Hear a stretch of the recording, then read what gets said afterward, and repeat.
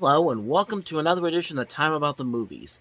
We're looking at the weekend of December 15th, 1989, and we've got 7 movies to look at. All of them have notable elements to them in varying degrees. Like, some movies are good, but some movies are good, some movies are great, some movies ended up being Oscar winners, movies that didn't end up being big hits but at the time, but have grown on to have cult followings.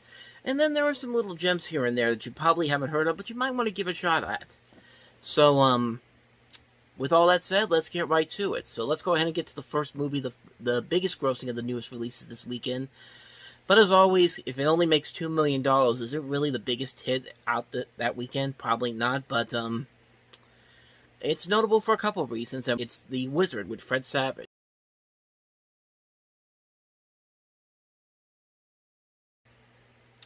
So this was Fred Savage's second big screen outing after the Wonder Years. We already had Little Monsters earlier in the year, but more importantly, this movie had a lot of extensive product placements, not just for Universal Studios. I mean, the third act of the movie is pretty much taking place in Universal Studios Hollywood, so you're going to see a lot of Universal properties in this movie, but more importantly, you see a lot of Nintendo in this movie. Nintendo had an extensive amount of product placement in this movie. Some for stuff that was pretty awesome, like this was the first time many people saw Super Mario Bros. 3 for the first time anywhere in North America. And then they introduced the Power Glove, and I don't think I need to tell you how that panned out. But, as far as the movie itself goes, it's difficult, it's complicated. Like, it's a very generic movie, to say the least. Like, it's a very formulaic story. There's nothing really exciting or different that makes it stand out on its own. It just doesn't really do anything to push itself to another level that it should be good at. But I mean, I don't hate it either. Like, I went into this thinking, okay, I've heard the bad things about it. Chances are I'm probably not going to like this movie all that much. But I didn't hate it. Like, I don't hate it, but I don't like it either. I think it's just kind of in the middle. Like, I see elements in here that do kind of work, but the stuff that doesn't really work just really doesn't come together in the end. I think the biggest problem with this movie has, like I said before, it's basically just a feature-length commercial for Universal Studios Hollywood and Nintendo, but it's one of those things that's made by people that clearly have no idea what Nintendo really can do. Like, in this movie, they make it seem like Nintendo brings everybody together. Like, it brings the whole family together. And it's just like, good and damn well that Nintendo does not bring the family together. At least not with this. Of course, they tried to do it later on with, like, the Wii and all that. The Wii and the Switch and all that. But yeah, good and well that Nintendo doesn't bring people together like this movie makes you think it does. But even for a movie about Nintendo, there's not really a whole lot there for it. I mean, overall, the biggest problem with the movie is that it's a movie it's basically the same problem we have with most video game movies nowadays. Like, most video game movies, they think they know their source material. They think they know what's going to appeal to people, but this movie, it just doesn't really feel like that. And even though Nintendo clearly had a lot of influence on this movie, I just don't think it was enough of what they really wanted to get from this. And I think it was also because they had to rush this out quickly, because they actually were supposed to put this out in the summer of '90, but because the Jetsons movie was dealing with so many behind-the-scenes production problems, they pushed that one back and they pushed this one up. So maybe that's why we didn't really get the movie that I think they really wanted to get, because they had to rush this out so quickly. But yeah, other than that, The Wizard doesn't really have a whole lot there. I don't think it's terrible, but I don't think it's as great as most people were expecting it to be. But it's basically run-of-the-mill. I probably wouldn't watch it again, but I mean, it's fine for what it is. So let's go ahead and move on to the next movie. A movie you probably never heard of, but the cast in it is pretty good. Family Business.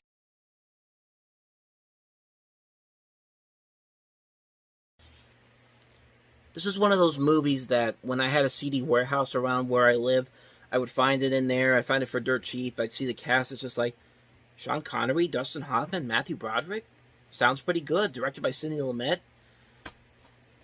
Sounds good. Let me watch it. And you watch it, and it's just like, I mean, there's stuff. I mean, the trailer looked pretty promising. I like the music choice they had. I like some of the comedy elements in there. But when you watch the movie itself, it's just like, it's just okay. Like, I think it's kind of like The Wizard. It's just okay. It doesn't really do a whole lot to make it stand out on its own. It has a good concept, has a good premise, great cast in it, but when you watch the movie itself, it's just kind of like, okay, what is this really doing that I haven't seen done before in many other movies like this? The cast is great. I like the chemistry between Connery, Hoffman, and Broderick as this grandfather, father, and son working together as robbers. I think that's a fun little concept to work with here, and I just kind of wish they had just a better script to make me give this a better to make me think this is better than some of the other movies that would be similar to this type of film. But I mean, for the most part, it's okay. I wish it would have been a little bit better, considering the talent involved, considering how good the trailer was, but that's family business. So let's go ahead and move on to the next movie.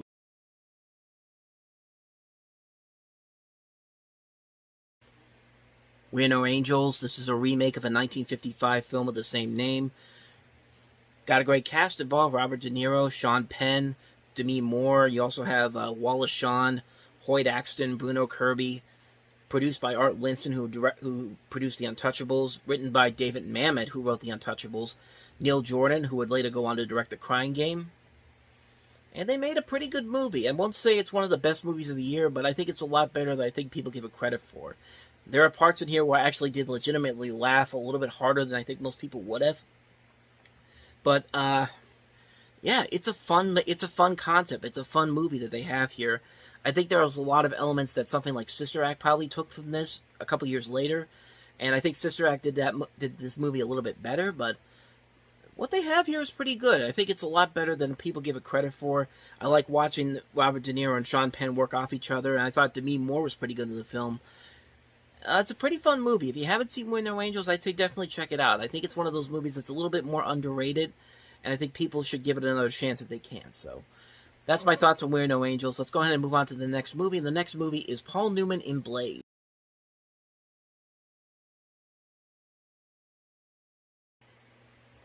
Ron Shelton's second film after his first movie, Bull Durham, was such a big critical and commercial success the year before.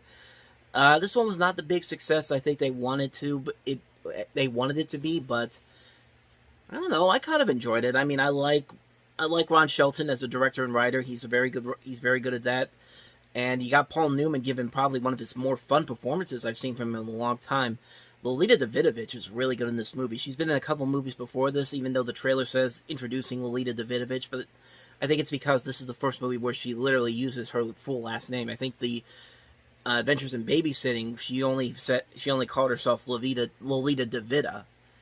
So I don't know, maybe that, I don't know, but that's what I think. That's what my thinking from that. But yeah, this is a pretty funny movie. Like, this is a movie that I think a lot of people don't really talk about all that much.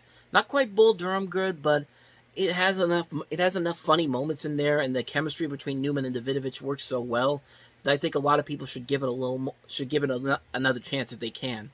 It's a very funny movie, very well made film. I definitely say check it out if you can. Blaze with Paul Newman in it, definitely a very good movie. So let's go to the next movie, and the next movie is the biggest movie of the year in terms of the Oscars, Best Picture winner, and that is Driving Miss Daisy.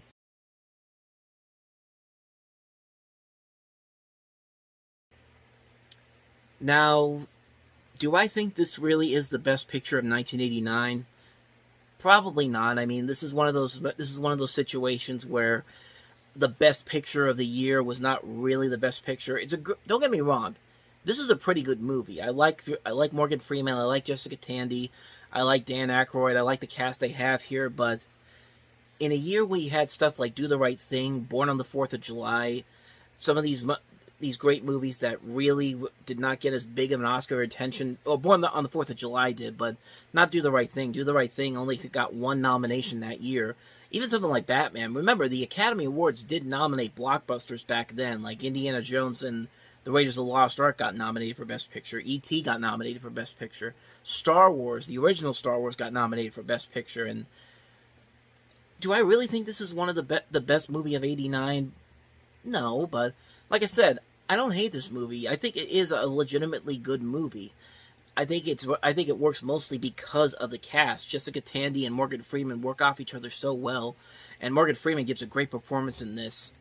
And sadly, he didn't get a Best Supporting Actor Oscar for this. He would get one later down the line, but this is a good performance from him that I feel like should have. Actually, no, I take that back, because the next movie that we're going to talk about has the Best Supporting Actor winner in that year, and that I thought was a good performance. But Jessica Tandy, I think she did deserve to win Best Actress. Best Picture, not so much. Like, I don't think this really deserved to win Best Picture. But like I said, I do enjoy this movie a lot. I think it has a little bit too much of the same cliches you'd see in most Oscar bait movies. And, like I said, I don't hate the movie. I think it's a very good film. I think it's a very well-made film. Do I think it's the best picture of the year? No. But at least I liked it a lot more than the remake of Driving Miss Daisy, Green Book, which won Best Picture, which I still don't understand why that won Best Picture. But let's be honest, Green Book is pretty much Driving Miss Daisy. It's the same concept. It's the same movie. No matter what anybody tells you, it's the same movie. But Driving Miss Daisy is a far better movie in my opinion. So there you go. That's Driving Miss Daisy. Let's go ahead and move on to the next movie. And the next movie is Glory.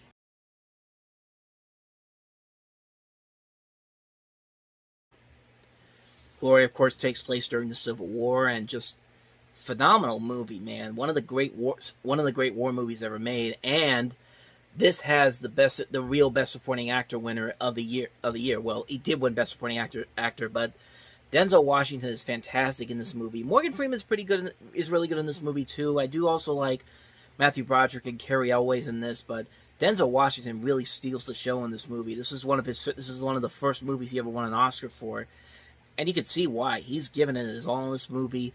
It's a great performance for him, and it's a great movie overall. I love the atmosphere. I love the visual style of this movie. The music by James Horner is great. It's a great It's a great movie about the Civil War. It's a movie that I remember watching in high school and thinking how good it was. And not many movies about the Civil War, in my opinion, really captures this in the modern movie era like this movie does. Like, you get some every once in a while, but this is one of the few ones that still holds up even over 30 years later. This is still a terrific, terrific film. If you haven't seen Glory yet, highly recommend checking it out. Fantastic Civil War film. And with that said, let's get to the last movie. And the last movie is Enemies, a Love Story.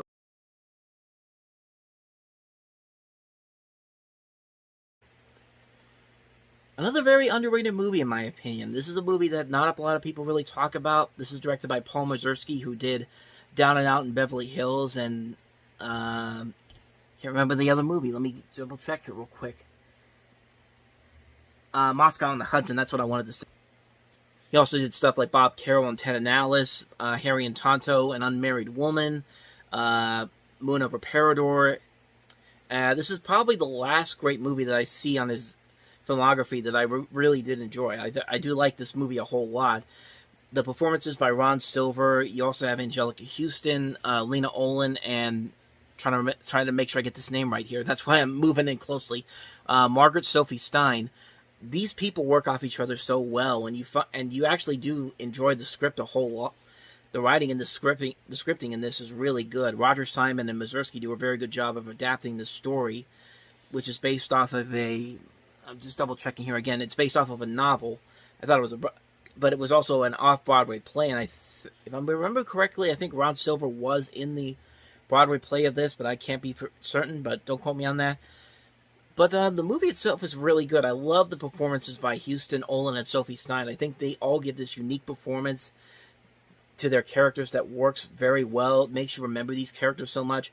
Ron Silver is great with the chemistry between all three of them. They're just coming off each other so good.